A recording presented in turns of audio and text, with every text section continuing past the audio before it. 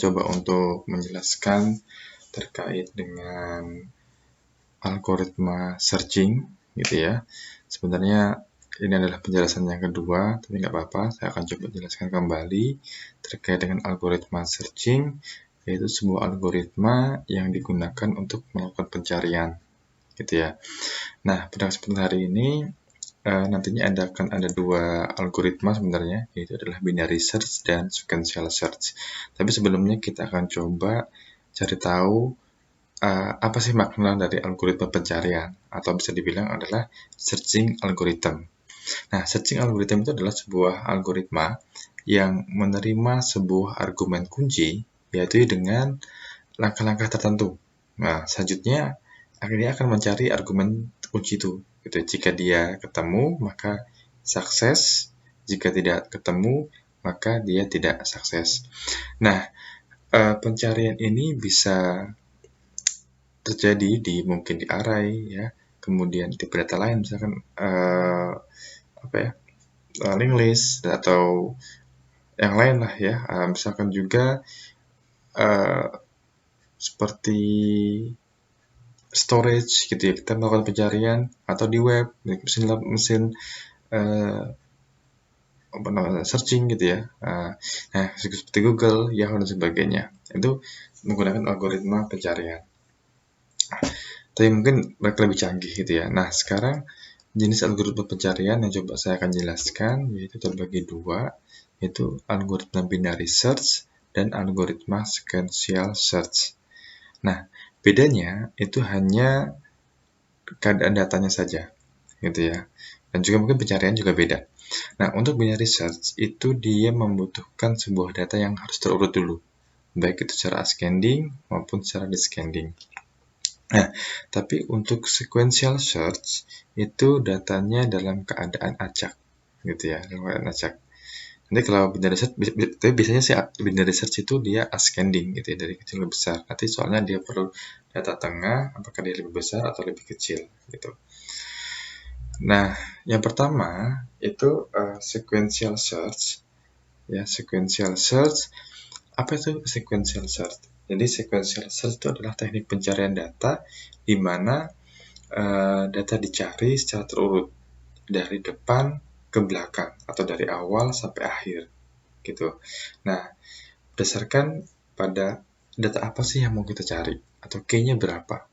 Misalkan kita mau mencari dalam sebuah array gitu ya, nilainya yang kita cari angka 6. Ada nggak angka 6 dalam array itu? Kalau ada, maka akan ditemukan. Nah, ditemukan pada posisi mana? Indeks keberapa? Nah, itu bisa digunakan sequential search. Ilustrasinya kayak gini. Misalkan kita punya data itu adalah 8, 10, 12, 6, 7 sampai dengan 100 gitu ya.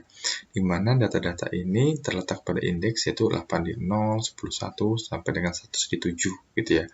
Kemudian kita mau mencari sebuah angka, misalkan yang akan kita cari adalah angka 6. Nah, kita anggap X itu sebagai 6 atau K-nya angka 6 gitu ya. Nah, oleh karena itu dengan menggunakan sequential search, maka kita akan mencari atau membandingkan dimulai dari indeks yang paling rendah ya. Jadi dimulai dari urutan yang paling depan atau dari awal. Jadi 8 dibandingin dulu sama 6. Apakah 6 sama dengan 8? Oh, tidak sama. Apakah 6 sama dengan 10? Oh, tidak juga. Apakah 6 sama dengan 12? Tidak juga. Lanjut ya. Apakah 6 sama dengan 6? Ya, pada indeks ketiga ternyata 6 sama dengan 6. Artinya angka 6 ini sama dengan pada indeks ketiga. Oleh karena itu ditemukan. Jadi ditemukan di mana? Pada indeks 3. Apakah ini contohnya ya. Contohnya programnya. Misalkan kita punya data adalah 1, 2, 3, 4, 5 sampai dengan 10 gitu ya. Saya masukkan dalam tipe data array gitu ya, A gitu ya. Nah, kemudian saya kasih variabel i nanti digunakan untuk perulangan, ketemu gitu ya. Saya inisialisasi dengan angka 0 dan variabel n ini saya gunakan untuk mengetahui berapa sih jumlah data yang ada dalam array A ini. Ya, ini hanya bisa ditambahin sehingga kita nanti dengan fungsi ini kita bisa tahu bebas angkanya berapa, ditambahkan di situ. Nah, di sini ada variabel cari juga, ya. Nah, jangan lupa kita harus memasukkan yang namanya key atau berapa angka yang akan kita cari. Ya, misalkan pada eksekusi itu yang saya coba sudah print screen, saya ingin mencari angka 5. Ini kebetulan angkanya sudah terurut ya. Jadi saya mau angka 5 saya akan cari. Nah, di sini makanya karena itu algoritmanya itu yaitu dimulai dari I sama dengan 0, gitu ya. Kebetulan sampai I sama dengan 0, di mana I-nya sama dengan kurang dari N. Karena jumlahnya ada 10, maka N-nya di sini 10 kurang, ya.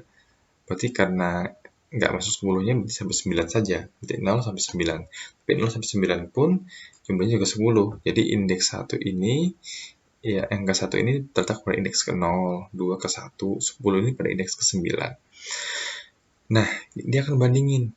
Yang dicari itu misalkan angka 5. Jadi nanti dicari angka 5. Nah, A ke 0 misalkan ya. A ke 0. Apakah A ke 0 itu 1 ini sama dengan yang kita cari yaitu 5? Oh, tidak, gitu ya. A ke 1 apakah sama dengan yang kita cari? Nah, ke 1 berarti 2. Berarti apakah 2 sama dengan 5? Tidak. Sampai selanjutnya pada A ke 4 gitu ya. Karena ini adalah 0, 1, 2, 3, 4. Ternyata pada A keempat, gitu, I yang keempat, gitu ya, sama dengan angka yang kita cari 5. Nah, ketika sama, maka ada perubahan data nih di ketemu. Nah, awalnya tadi ketemunya 0, karena ada negasi, berarti jadi 1. Gitu ya, jadi ketemu sekarang adalah 1, I-nya pada indeks ke-4, bahwa A keempat datanya adalah 5 sama dengan yang kita cari. Nah, di sini baru mencetak hasilnya. Apakah ya atau jika ketemu lebih dari 0 karena ketemu tadi sama dengan 1, awalnya 0 karena ketemu ya datanya dari 0 ada negasi berubah jadi 1, maka 1 lebih dari 0, maka akan dicetak yang ini. Nah, akan dicetak yang ini. Itu data ditempatkan di posisi karena I-nya sama dengan yang ketemu tadi ada 4, maka 4 tambah 1 sama dengan 5. Maka data ditemukan pada posisi ke-5. Ini seolah-olah ini dalam posisinya 1, 2, 3, 4, 5 gitu ya. Dia tidak melihat dari indeksnya. Nah, misalkan kita akan mencari angka 11, misalnya angka 11 kita cari. Walaupun kita cari angka dari awal sampai akhir nggak akan nemu, maka yang akan dicetak di sini. Karena apa? Ketemunya nggak akan berubah, yang kita cari nggak akan ketemu, gitu kan. Nah, oleh karena itu data tidak ditemukan. Kita cari 11, data tidak ditemukan. Silahkan diketik programnya dan nanti dicoba sendiri. Sekarang apa kelebihan dan kelemahan dari sequential search? Ya, kelebihan dari sequential search itu adalah, nah kalau kita punya data seperti ini, ya kita lihat kelebihannya.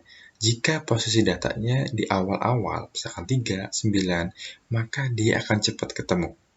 Tapi, jika posisi datanya itu terletak di akhir, 35, maka ini disebut sebagai worst case, atau kemungkinan buruknya di situ.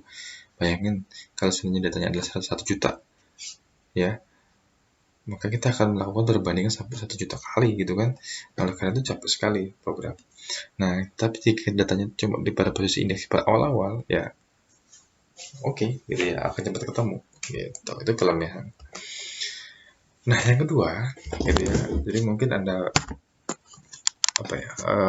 orang mencoba untuk mengolah data sehingga kira-kira kalau seandainya di akhir seperti apa sih supaya cepat? Nah, mungkin salah satunya adalah caranya dengan menggunakan binary search. Ya, karena tadi kelemahannya ketika si sequential search di awal ini dia akan cepat, itu kelebihannya, tapi bermasalah ketika dia di akhir. Gitu ya. Nah, sekarang dengan binary search itu adalah salah satu syarat agar pencarian binary search itu merupakan sebuah pencarian dengan membagi dua. Nah, dengan membagi dua. Nah, salah satu syaratnya agar pencarian binar dapat dilakukan itu adalah data sudah dalam keadaan terurut.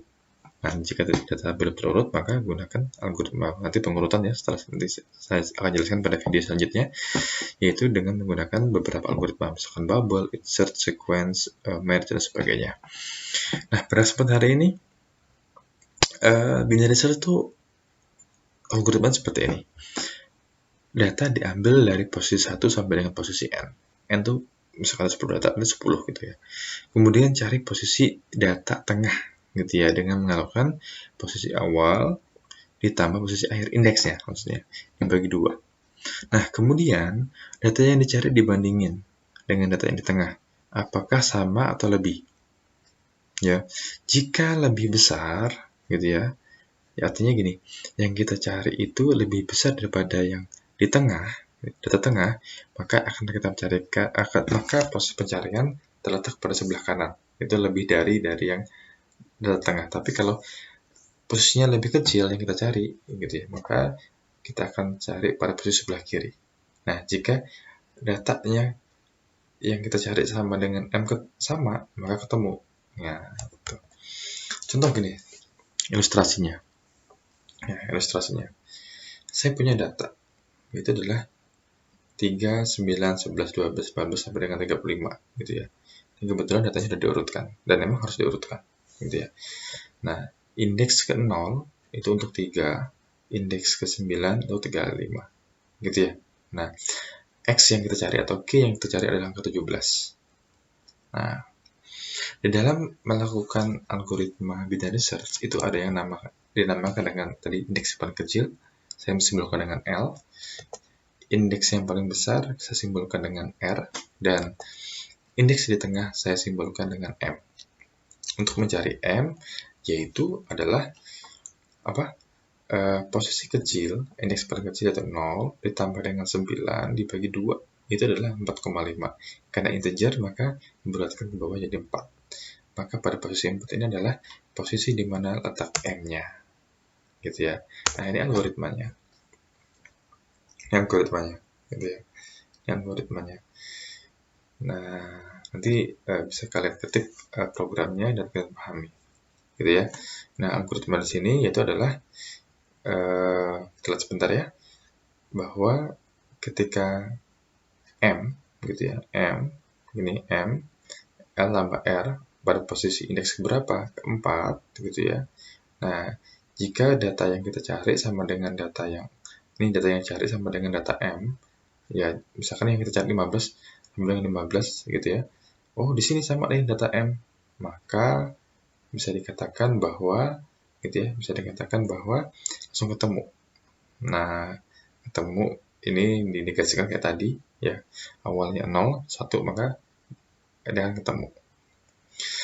Nah, tapi jika kita lihat posisi yang kita cari adalah 17 gitu ya, maka angka 17 ini karena lebih dari 15, maka dia akan menggunakan yang ini. Nah, nih, kalau ini ya, posisi X yang kita cari itu kurang dari, ya, di sini. Oh, tidak kan? Karena posisinya di sebelah kanan, maka yang digunakan ini. Maka nanti L-nya yang berubah, yaitu L-nya sama dengan M ditambah 1. Oke, kita akan lihat sedikit demi sedikit langkah-langkahnya. Ya, langkah pertama gitu ya, untuk mencari, kita tahu angka yang kita cari adalah angka 17 gitu ya. Di sini kita tahu bahwa nilai M-nya adalah 4, tadi saya bilang, itu terletak pada angka 15 ya. Nah, di sini kita tahu nilai M itu, nilai L-nya yang ini, dan nilai R-nya adalah 35. Nah, kita akan cek apakah gitu ya, posisi 17 itu lebih dari 15 atau kurang dari. Nah, pasti dia lebih dari kan. Nah, kalau lebih dari, berarti kita menggunakan algoritma ini, yang ini. Nah, itu adalah L sama dengan M ditambah 1. M-nya berapa? M-nya 15. Sorry, indeksnya maksudnya 4 ditambah 1 adalah 5. Maka nilai L nanti di sini. Ya. Nah, nanti L-nya berubah di sini. Enggak lagi di bawah, tapi L-nya di sini. Ya. Sekarang kita cari M-nya. M itu apa? Nah, M itu adalah, tapi dengan R tetap ya, R-nya 35. Ya, R-nya 35. Jadi 5 ditambah 9 gitu ya, dibagi 2, itu adalah nilai 7. Maka nilai M-nya di sini. Nah, di sini R ya, maaf ya, ini lambat R ya, harusnya R dari awal tadi. Nah, di sini R-nya sudah ketemu. Maka dengan algoritma kita tahu angka 17 itu lebih atau kurang dari M yang baru maksudnya. Nah, bukan 15 ya. Sekarang M yang terbaru adalah 23. Oh, dia kurang dari. Kalau dari kasus, jika nilai yang dicari kurang dari data M, maka R-nya yang bergerak. Nah, R-nya adalah R sama dengan M min 1. M-nya adalah 7, dikurang 1 jadi 6. Maka R-nya nanti di sini. Nah, R-nya di sini. L-nya tetap, R-nya di sini. Nah, jadi L-nya tetap, R-nya di sini. Nah, sekarang kita akan cari posisi M. M itu adalah L-nya 5, R-nya 6, nanti tambahkan 5,5, berarti ambil 5 di sini. Berarti L sama M pada posisi sama. Nah, kita tahu algoritmanya itu adalah ketika gitu ya, data M sekarang adalah 17 sama dengan angka yang kita cari, maka ketemu. Nah, kalau ketemu, selesai. Nah, tadi berapa langkah? Nah, bayangin kalau seandainya kita menggunakan sequential. Kita bandingin dari 3, 1 langkah, 9, 2 langkah, 3 langkah, 4 langkah, 5 langkah, hampir 6 langkah. Gitu ya. Tapi dengan menggunakan binary, kita memangkas langkah-langkah itu. Nah, ini kodenya, gitu ya, kodenya. Ya, tadi ketika kita cari angka 5 ketemu, maka pada posisi ke 5. Nanti